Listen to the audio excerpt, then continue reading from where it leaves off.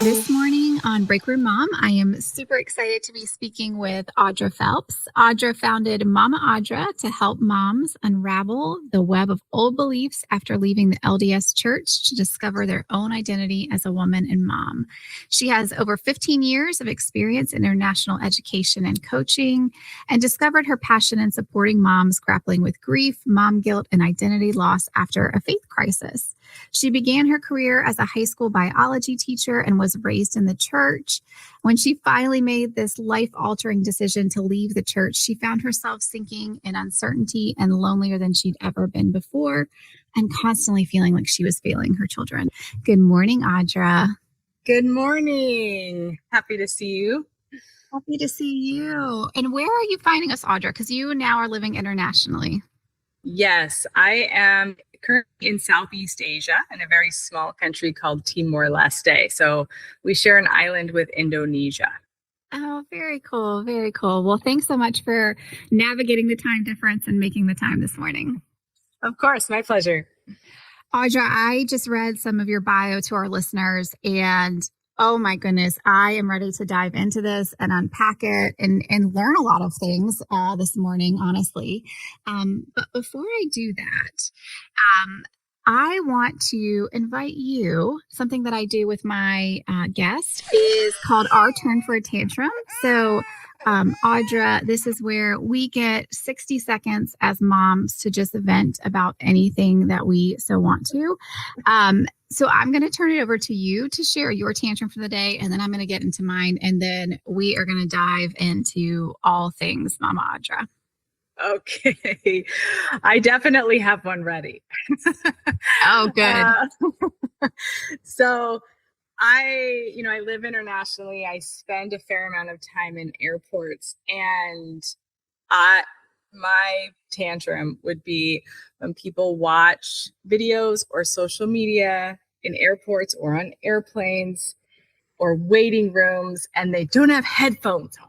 Oh my gosh. Drives me insane, especially if you're in a waiting room and it's, you want it to be quiet, or if you're in a restaurant and you're having, a calm moment. It just drives me absolutely bonkers. Oh that would be my tantrum, is having to listen to everyone's TikTok videos because they don't use headphones. It is a totally fair tantrum. It's like rules of the road, people. Rules of the road. Like, yeah, you're in a public place. I get it. And the plane is like especially aggravating. And I think some airlines here in the US have started to crack down on it. Like, if you like, they have like rules now, like you absolutely have to. But I get it. It's super annoying. Well, my friend, my tantrum for the day, switching gears a little bit, I thought it was ironic that when you and I chatted previously, we started talking a little bit about like the medical situation in the US, and you shared that like you travel internationally and you're able to squeeze in tons of doctor's appointments and just receive kind of a different level of care, which kind of leads into my tantrum for the day, which is the thing that I can always get hot and bothered by is the United States maternity leave policy or lack thereof. So, and how we are one of the most advanced countries, and we still have just not figured this out. So we do not have a federal mandate for maternity or paternity leave. We leave these poor families reliant on unpaid leave through FMLA. And then in some places, like, you get as little as like 2 weeks and 6 weeks. And like, that is just crazy to me, because your body is still healing and separating a child and a mother at that phase. And so that's a thing that I can always get bothered by and have a little mini tantrum over.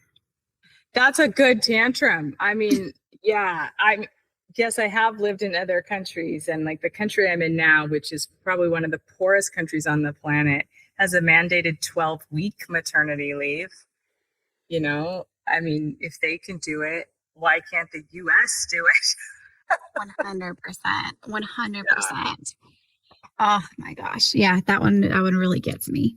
I think that we're starting to see at least some companies like starting to have better policies in place, but just at the federal level, it always shocks me that we leave people high and dry. Yeah, absolutely. Yeah. I mean, it's a major surgery. It's a whole emotional life change. And like you said, besides just your body recovering, it's that separation of mom and child at just a few weeks, you know? I mean, that's traumatizing, honestly. It is. It really, Yeah. really is.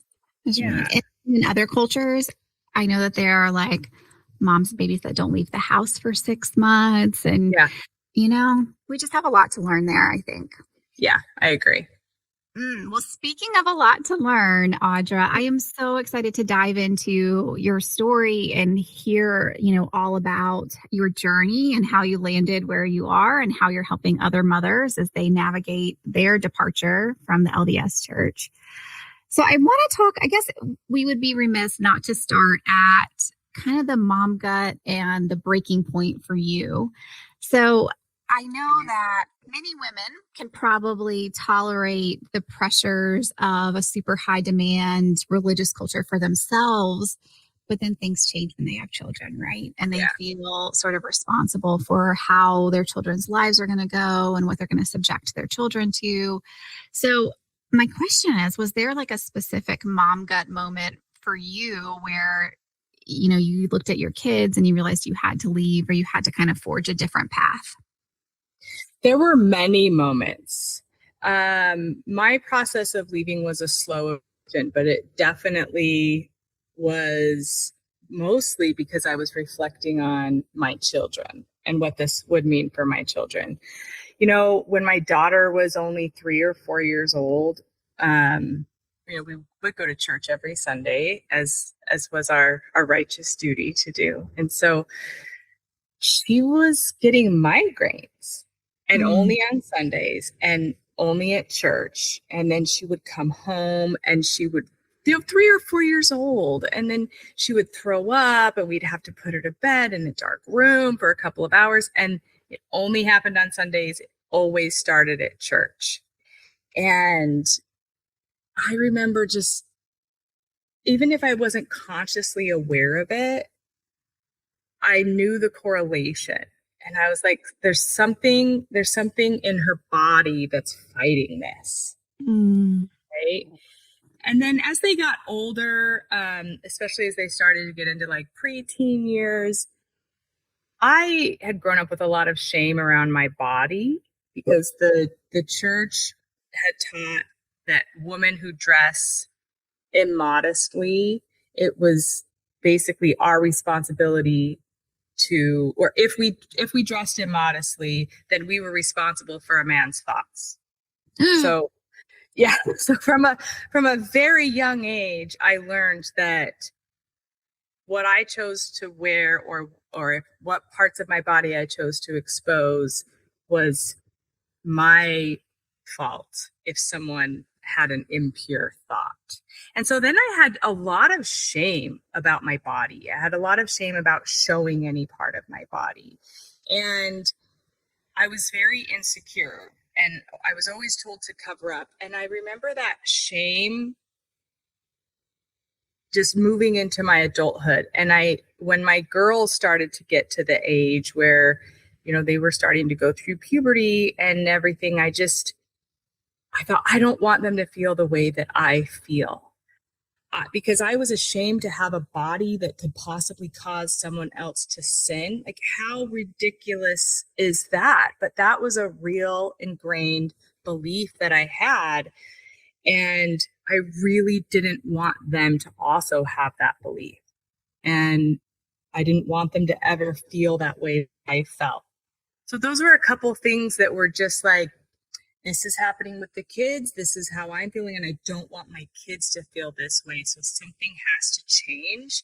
But there was many small things like that over time that was really the erosion of I have to go. 100%. And I'm sure it was just mounting over time.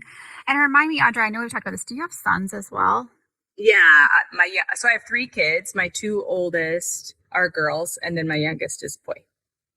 So then, I mean, on the flip side of the girls feeling tons of shame about their bodies and not feeling like it's something that they can be proud of, right?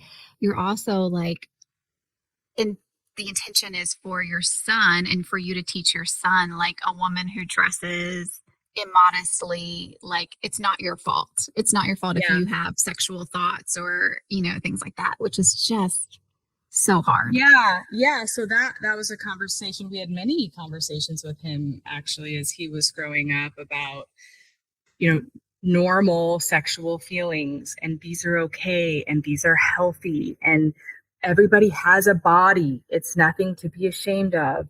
And, you can see a body and feel turned on by it, and that's not a bad thing. Mm-hmm. It's not a Mm-hmm. bad thing, right? And so, because in high demand religions like the Mormon church, purity culture is a really, really big part of it. And there's a lot of shame about not only bodies, but then the thoughts that you have when those sexual feelings come up, and you have to push them down, and you have to bury the natural man, as they would say. And I just remember always feeling guilt for having a sexual feeling. Yeah. Yeah. And I didn't want my kids to feel that way.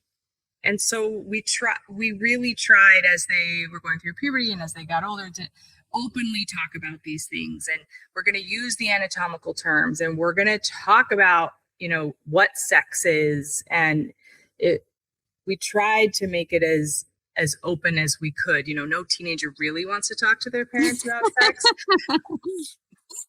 Of course. But we really did have to consciously make the effort to kind of deconstruct our own beliefs and feel comfortable ourselves talking about it, and then so that our kids would feel comfortable talking about it. 100%. Man, you used the phrase bury the natural man, which kind of says it all in that phrase, if I'm being honest with you.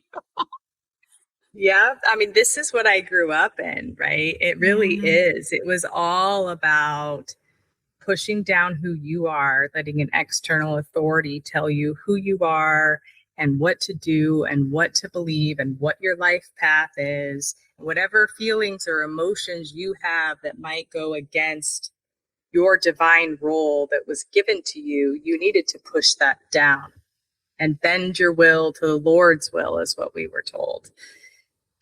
Wow. And so it frames your identity, which is the deepest level of you, from the moment you're a child. Mm. And then it's all you know. Wow.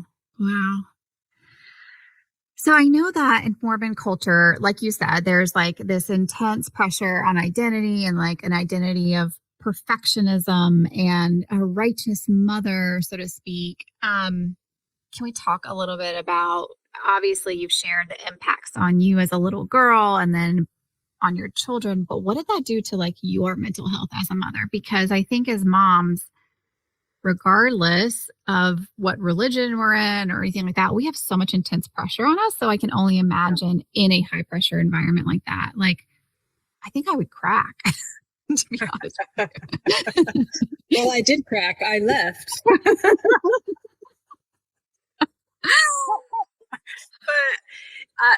that's a really good question. The pressure, it's definitely a perfectionism model. It's about this. I was taught as a child that this life is a trial, and that you're basically having to prove your worth every day in order to go to heaven, essentially, and to earn eternal life. You have to prove your worth every day. I mean, talk about pressure. And so I was never good enough. I was always the sinner. I always had something to repent for. I was always comparing myself to other people, right? Like, well, they have the perfect kids with the perfect matching hair and the clean outfits and, the cute little pigtails with the bows sitting on the front row of church. And I'm showing up like a bat out of hell, just happy to make it on the back row. Yeah. Like, like a mom. Yeah. Like a mom, like the back row people were my people, and so it's a lot of comparison of I'm not good enough. I'm too messy. I'm too poor. I don't read my scriptures enough. The other family seems more righteous. The other family's more blessed. So because they're blessed, that must mean that they're doing more. And so it's like always trying to see what you're doing wrong and where you're not perfect. And with that came also a lot of hiding, because I didn't want to be judged. I didn't want to be constantly looked at like not enough. And so there's a lot of superficialness. Is that even a word? Superficiality, maybe? Yeah. There's a lot of that because there's walls that people put up because of this pressure to be perfect. And so there's not a real deep connection with who you are and what your strengths are and what you're struggling with. Because if you admit to struggling with something, then you don't have enough faith. There must be something wrong with you, or you're doing something wrong. So you bury it, you push it down. And this caused for me massive amounts of anxiety. So when my kids were really young, we were living in Idaho at the time, and I was a stay-at-home mom. I was doing all the things that I was told was my divine role, right? Like I was at home with my kids. I didn't work. I cooked, I cleaned, I read my scriptures. We did family prayer. We went to church on Sunday. We went to church on Monday. We went to church on Wednesday. Like, we did all the things that we were told. We had callings in the church. We taught Sunday school. And yet I had this massive amount of anxiety, and I was having panic attacks all the time. Oh my gosh. And I couldn't understand why. Like, the church had been telling me that if I followed everything on the checklist, that I would be blessed in heaven and I would be fulfilling my divine role as a mother. But I was miserable. I was absolutely miserable. And I felt worthless. I felt absolutely worthless. And now hindsight, looking back on that time, I now know it's because I was living a life that was not aligned. I was in a life that was not mine. I was in a life that was given to me and had been conditioned into the subconscious of my brain of these patterns of belief and identity and behavior and thought that I didn't even know that there was a different way to live. And that was my subconscious speaking to me through my body of like, something is wrong here. Your life is not your own. Mm-hmm. Mm-hmm. I know we're going to talk about the loneliness that you felt in leaving the church, but my friend, I've got to say, this sounds really lonely being in the church. And you talked about like pushing things down and not admitting your vulnerabilities. I don't know how you then forge real friendships and real relationships with anyone because you're not able to admit things. And some of my best friendships are when I'm able to crack open with my friends and share a vulnerable moment. Yeah. It started small. I mean, in this moment, or in this time of my life when I was really struggling with anxiety and depression and having panic attacks, I knew something needed to change. I knew that. I wasn't quite aware yet exactly what needed to change, but I also felt very dependent on other people. I was a stay-at-home mom. I wasn't working, felt very dependent on other people. So I knew I needed something for me. So at this time, I decided to go back to school because I got married very young. I was only 20 years old when I got married and started having kids right away. And because that was the life expectation for me as a Mormon woman. And so I went back to school and I really loved science. And I found myself just loving science classes and feeling successful again. And I started to connect with other people that, other classmates. There was a lot of non-traditional students at this school. And so I started connecting with other classmates and we were connecting over something that wasn't religion, Yeah. Yeah. And it was like, I could be open and I could have a different opinion and we could have a respectful discourse and they weren't judging me, Yeah. They they were just like happy to get to know me. And that's when I started to shift, like, oh, this is what real connection looks like. This is what being authentic and accepted really looks like. This is inclusion.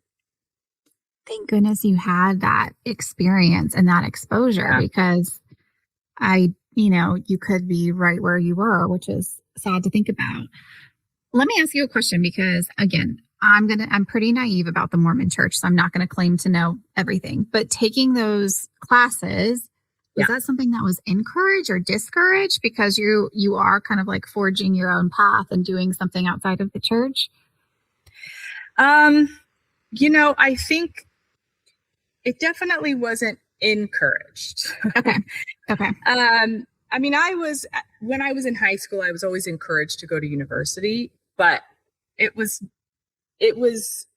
told that you get a degree so that when you get married, if something happens to your husband, you have something to fall back on, which is like the worst advice ever, right? Totally. I mean, you get a degree and you're stay-at-home mom, and then something happens to your husband in 20 years, you're still not employable. You haven't been in the workforce for 20 years. Yeah.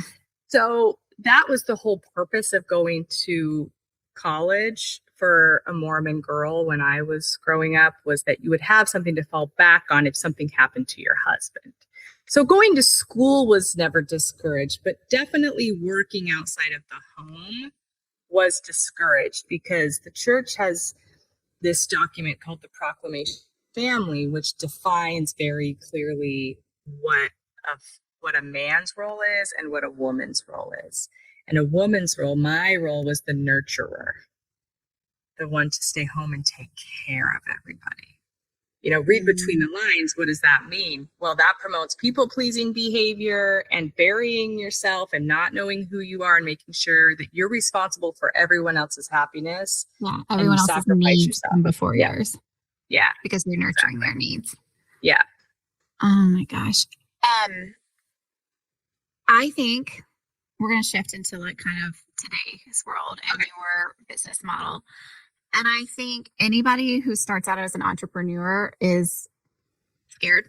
I mean, like, it's a little scary for anybody who starts, but you shifted into running your own coaching business after leaving.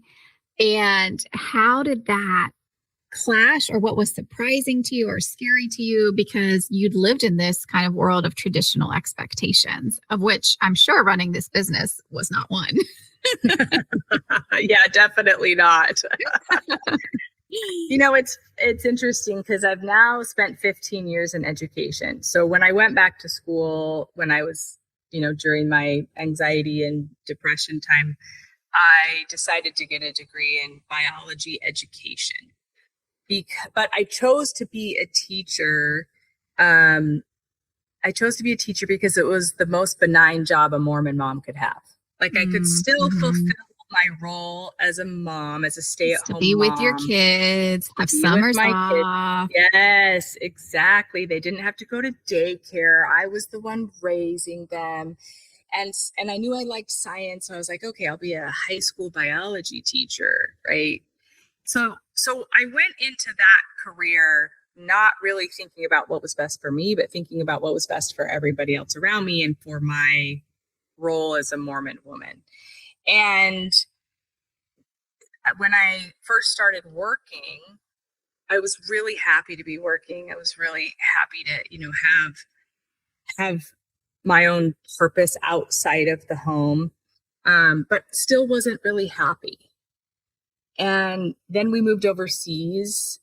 My husband's also a teacher. And so we moved overseas and got involved in the American private international school ring, and still wasn't happy, like loving it for different reasons, but still wasn't feeling fulfilled. So I thought, okay, well, I'll move into administration. Like I feel like I have good leadership skills and I could make a real difference in administration. So I'll move into administration. So now I'm the director of an international school, still not loving it. And, it's like, okay, what's going on here? What's going on here? And when I really did like a deep dive, it was really very similar to my decision to leave the church.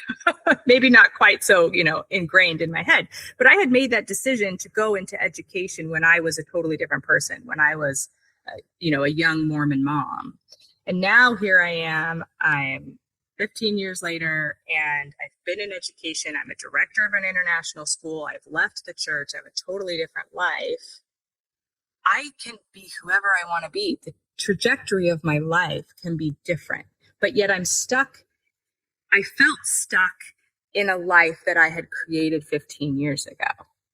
Yeah, because I don't know how you figure out your identity if it's been told to you your entire life. Right.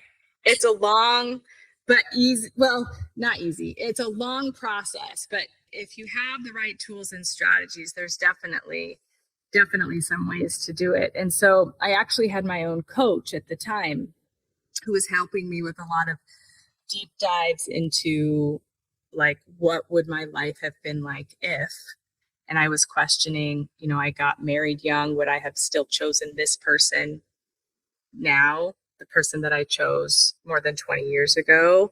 I was really struggling with that question and some other questions, and the career being one of them.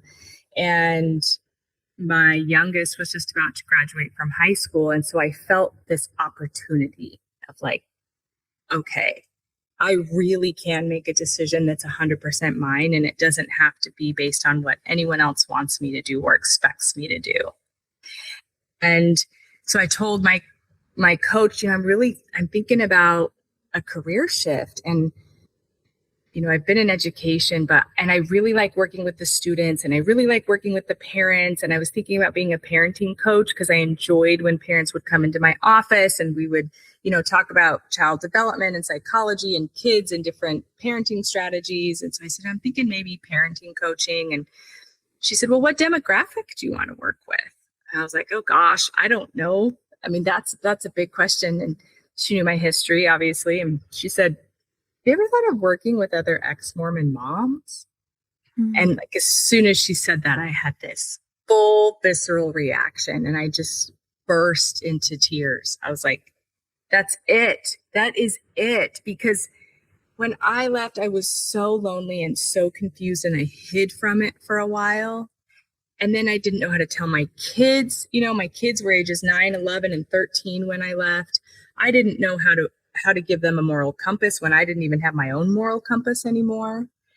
And through the years, I had really learned how to, different things that worked, and I had learned different strategies and done the hard work for myself. And I thought, this is it. I want to reach back and help these other moms who are going through this so they don't have to do it alone. Yeah, absolutely. Oh, what a gift you are. I know on your website, you have written, most resources help you leave and I help you build what comes next. Yeah. And I love that because I'm sure leaving in and of itself is hard and half the battle. But then to your point, it's a lot of women that are reclaiming who they are, who they want to be. And that's scary. It's scary to think about diving into some of those questions like you brought up, like, do I even still like this person that I chose 20 plus years ago? That's hard. And that's scary. It's scary, especially when, you were like we were talking about before, when you were told to just bury your desire, and, and you're you're afraid to be vulnerable with other people. You're afraid to open up. So you keep a lot of things hidden. And if that's been your pattern, for more than 30 years or whatever, however many years by the time you leave, it's difficult because you're going to fall back into that old pattern really easily. Can we talk a little bit about leaving the church and your process of leaving the church? I imagine that when you leave the religious community, you don't just, it's not just like, oh, we're not just going to be back at church on Sunday. Like, oh, we're just not going to show up again. We're going to be done with it. I imagine it's not that simple. And you probably are losing your entire social network overnight. So how did you navigate that isolation? And I have to imagine isolation for your kids too, right? Like they're probably losing friendships and relationships that they've built. Yeah. You know, it was, like I said, it was a slow erosion for me leaving. So when I first left, or when I first was struggling, we were living in Idaho. And so it was like, I kind of stopped going to school, and I had, developed some other friendships, and, or I stopped going to church, stopped going to church and developed some other friendships. And we definitely got phone calls, and we had, people dropping by. Where are you? Why aren't you coming to church? But they were people that we'd never really seen before. So it felt very fake. It felt very fake. And then the people that didn't call, it was like, oh, did you even notice I wasn't there? The people that you thought were your friends that didn't call to check in on you. If they knew that you were struggling with doubt, they kind of backed away. And then we moved overseas, and that was a blessing and a curse, because we moved to Kazakhstan, which is a country that knows nothing about what the Mormon church is. And we were surrounded by the international community. So people from all over the world. They didn't know what the Mormon church was. So it gave me space to be able to make that final decision of, I am not Mormon, I'm leaving the church. But then I felt this immediate, I felt like an alien. Like, okay, so I can integrate into the rest of the world, but I don't know what they're like. Oh my gosh. And you're in a place that, integrating into the world, you're already a foreigner. So you are an extraterrestrial at this point. Yeah, I felt like that. So I was definitely alone. So the biggest challenge was going back for summer breaks, because we were on a school schedule. So we would go back to the US on summer breaks, and we felt this immediate disconnection from family. And we would see the family events that would happen before our summer break started when we weren't there, or the family events that were scheduled after we left to go back overseas. And, I started to really question that. Because the excuse was, well, you're out of the country, but was that really the reason? Sus. Yeah, exactly. And what I found myself doing to protect my kids was making excuses. I would make excuses for family members who acted different, or family members who didn't invite us, or would schedule things at different times. And that worked for a while, because I was trying to really protect them from the hurt of it. I didn't want them to feel like they were unwanted. Sure. Yeah.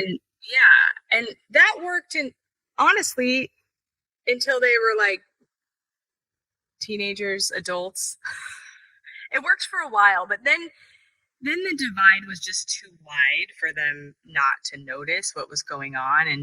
And so we spent a lot of time in their growing up years after I left the church talking about what we look for in friends, and what a true friend is, and the importance of honesty and being who you are, and what acceptance really looks like. And part of that for us being overseas, the benefit of traveling, was that our kids, and we were always asking questions as we would meet new people. We were always asking questions about their beliefs and their cultures. And we just really learned to love other people for who they were, and to talk about our differences. And it wasn't about you're wrong and I'm right. It was just about learning from each other and being like, wow, that's so interesting. And so we focused with our kids on building genuine connections with other people who were different than us. And that's really how we navigated the loss of community. I love that. I think too, when you travel, well, you learn so much about yourself, right? Because you just learn your likes and your dislikes and things like that. But I also think you probably gave your kids such a gift in the sense that at a time where they're discovering these formative years, where they're discovering who they are and who they want to be. But on top of that, outside of the Mormon church, you're showing them all these different cultures. And then they get to decide, like, I really like this about this culture, or I really liked this about this person that I met. And I want to be as kind or as gentle as they were. And you probably didn't even realize it at the time, but that is so cool. I don't think I actually realized it, but I do think that subconsciously I wanted that for my kids. I wanted to expand their world and not shrink it. Mm-hmm. Mm-hmm. Because when I left, I knew that my world had been kept small intentionally, and that I didn't even know that I had other choices. I just thought there was right and wrong and one way to be a woman. Yeah. I didn't know that there were other choices. And I know that I wanted my kids to see that they had choice. And so the way I did that was exposing them to as much of the world and different kinds of people as I could. Yeah. Well, it's the highest form of control, right? We're going to cut you off from the rest of the world. Yeah. It's the highest form of control. Were there any big surprises for you when you were, to use your words, kind of like integrating into normal society outside of the church? Was there anything to you that was just like surprising, or like some funny moments for you or your kids? Yeah, there were definitely a lot of moments. I mean, I remember the first time I wore a tank top, I thought everybody was staring at me, like, oh my gosh, I'm showing my shoulders. Shoulders. Everybody's looking at my shoulders. Like, nobody cared about my shoulders. So, but I felt naked. Like, I felt naked in public at first, showing my shoulders. And then I remember going to Starbucks, and like, I knew I liked coffee because I had started making it at home, but I would hide it from my kids at first. Oh, that's right. Yes, no coffee. Right. And so, but I knew I liked it. And so I started drinking it, but I would make it early, like before they would wake up in the morning. And then I would hide it in the back of the cabinet. But then I would go to like Starbucks. And I was like, you can't just get like coffee with milk at Starbucks. It's a whole language. And I remember being like, I don't even know.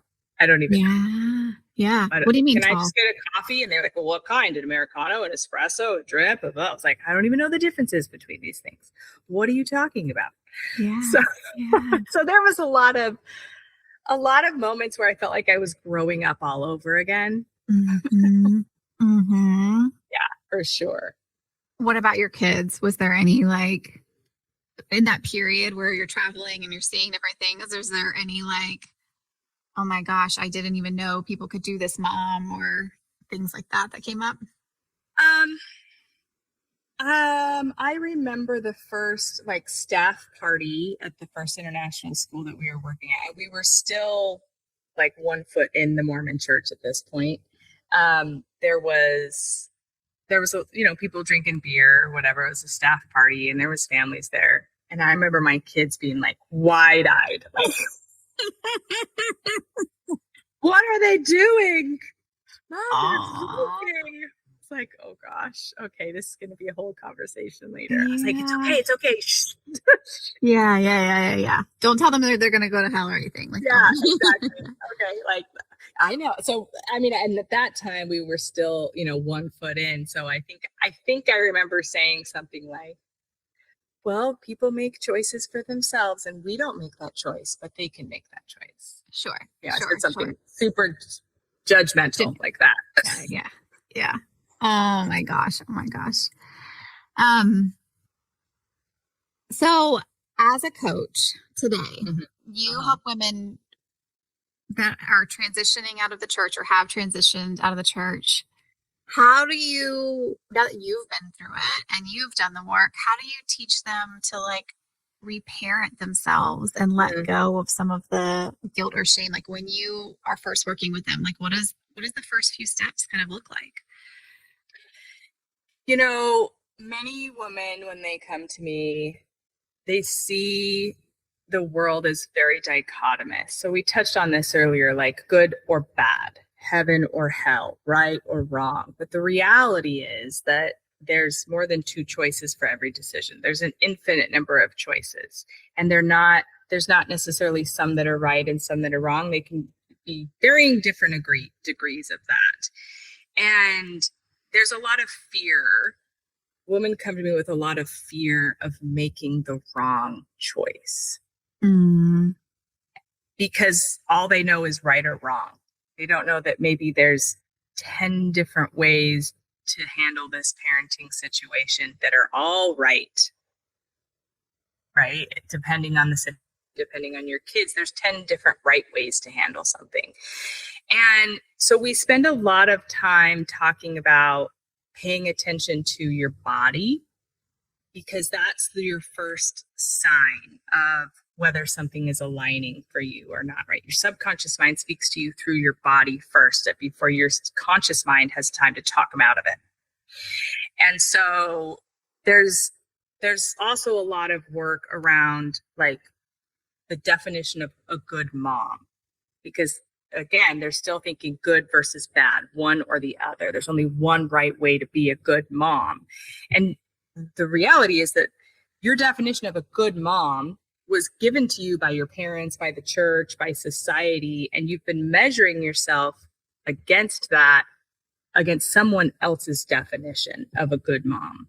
And so we dive into discovering what they think a good mom is, what their definition is. And one of the common things I often hear is a good mom sacrifices herself for her kids.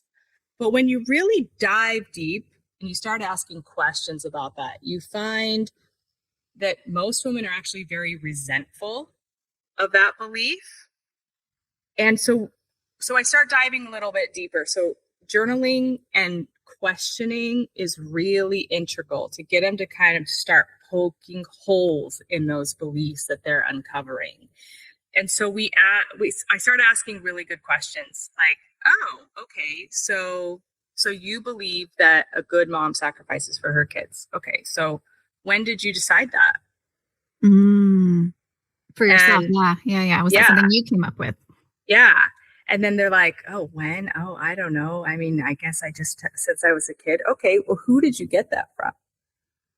Let's start identifying where this came from first. And then as you start diving a little deeper, do you think that's always true? And get them to kind of think about like 100% of the time. Is that always true? And then is there ever a time when maybe that's not true? And so we start poking holes in the belief, and you can literally see like their brain rewiring, like a new pattern is being formed when they're thinking about the definition of a good mom. And then we can get into the point of, okay, now we've poked holes in that, and that belief doesn't feel good to you. In your body, it feels constrictive. It feels like maybe heavy on your chest, like it's hard to get a deep breath. So that tells you that you don't really believe that, but it's something you've been telling yourself. So let's find a belief that feels expansive. Let's find one that feels open, like you feel light and you can just take the deepest breath ever. And that's where the real transformation starts to happen, is when they start to tune in to their body, which tunes them into their intuition, and they start to recognize what alignment feels like. And then once they recognize what it feels like, it can start to become a habit. You are teaching women what mom gut is. Yeah. In some ways. I just thought about that. We talk so much on this podcast. We talk so much about mom gut and trusting it, but you're working with a group who probably has never been able to do that. So you're like reteaching them that. Yeah. Yeah. Honestly, because I was taught from the time I was a child that my wants and my desires were not important. Wow. I love the journaling. I'm sure in your work, you probably have to ask the question, but then ask it again and ask it again and ask it again. Yeah. Because you're breaking down barriers every time that you do, which is amazing. I want to switch gears a little bit because we talked about your kids and we talked about when you were living internationally, stepping away from the church, and then you kind of come back to the States and you'd find out events that were happening maybe like pre or post your visit, which is, I mean, there's all kinds of things that you can take away from that. But let's talk about your extended family, because are there any awkward, heavy feelings with like extended family, grandparents? Like, what is your kids' relationship with the extended family now? It's superficial.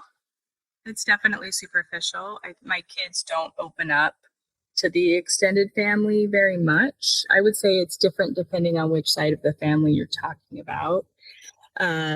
So we have noticed differences, between different people and different sides of the family, but it's definitely the most difficult part for the kids. And the people pleaser in me and in most women just wants everyone to agree with my decision to go, and you want your parents' approval. And so this is where boundaries have been very crucial for us. And it starts with really small things, like just letting families know what you will and won't talk about, being willing to change the subject, making strong statements like, I respect your belief to stay in the church, and I ask that you respect mine to leave. And then being willing to follow through if they still press and say, this conversation might have to end. That's kind of the awkwardness of it. But those boundaries have been really crucial to protect my energy and to protect my kids' energy as well. And one of the things that has really helped is, we do this work in my Reclaimed program too, is perspective taking. So really trying to see your family members who are still in the church, trying to see their side of things, because you don't want to be stuck in that anger and resentment. That resentment. You want to release that. And so if you can just for a moment think about their perspective, their entire identity is wrapped up in the church, just as yours was at one time. And your world fell apart when you decided to leave, and your identity was shattered when you decided to leave. They would go through the same thing, and they're not ready, or maybe they won't ever be ready. Maybe them staying in the church is the best choice for them. And, if something happens that's really triggering, like if you get a picture sent to you of the other family members all together, and they send you a picture and your immediate thought is, oh my gosh, I wasn't invited. That initial reaction, you feel hurt. And then you kind of start overreacting and cycling in your head. They didn't want me there. I wasn't invited. I'm not part of this family anymore.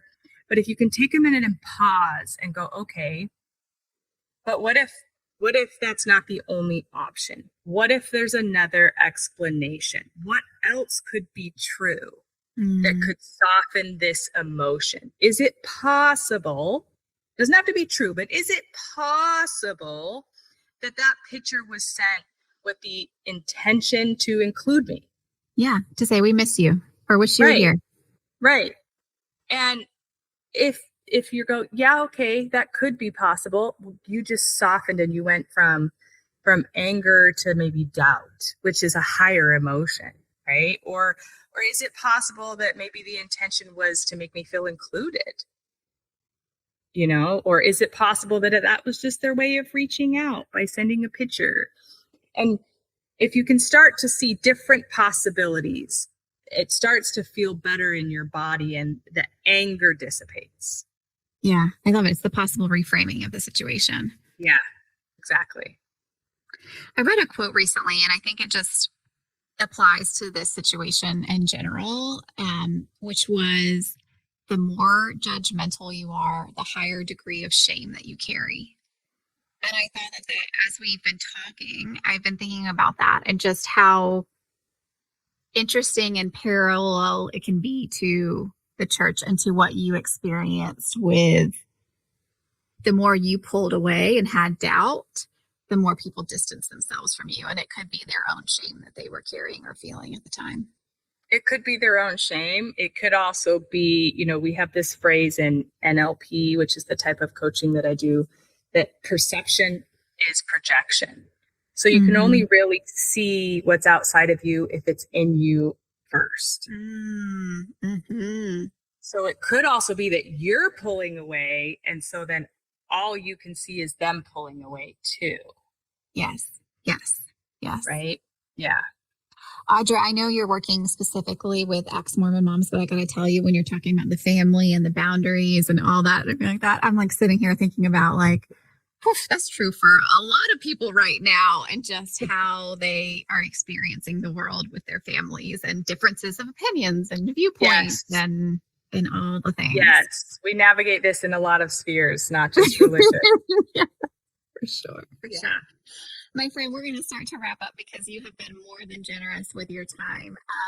Something I like to wrap up these conversations with is cheat codes.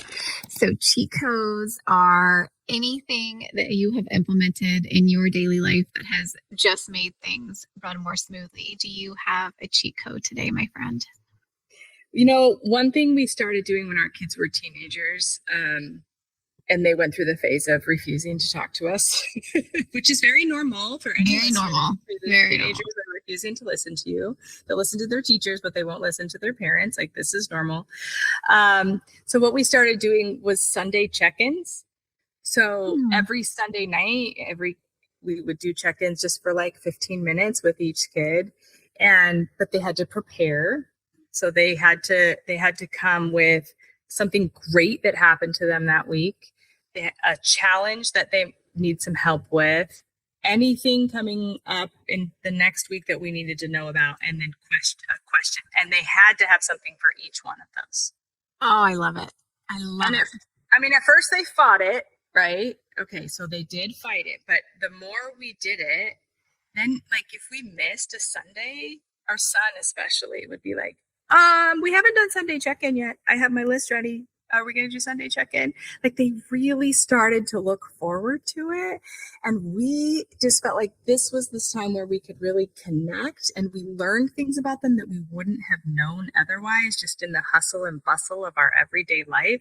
So when we took just 10 to 15 minutes on a Sunday, or it could be any day, but for us, it was Sunday nights before the work week started, to just check in, and they had their little homework sheet, like that made such a huge difference in the communication in our household. I love this. I'm going to try this when my kids are teenagers. I'm also going to add the caveat of, and if you want money from mom and dad, and we need rationale and what it's for. That's a great addition. Like, if you want your weekly allowance. Yeah. Oh my gosh. That's so good. Okay. That's a really good cheat code. Thank you. Audra, you have been a joy to speak with. Thank you so much. I'm really inspired by the work that you're doing. And I think it's amazing that you're helping so many women. If people want to work with you, I know that they can come to your website, Mama, MAMA, Audra.com, and you have a masterclass available. So that's mamaudra.com/training. Yeah. Again, thank you so much for speaking with me. This has been wonderful. Thank you for having me. Yeah, it's been a pleasure. I love your energy and your cheat codes and your moments. It makes it all very real. So thank you. Thank you.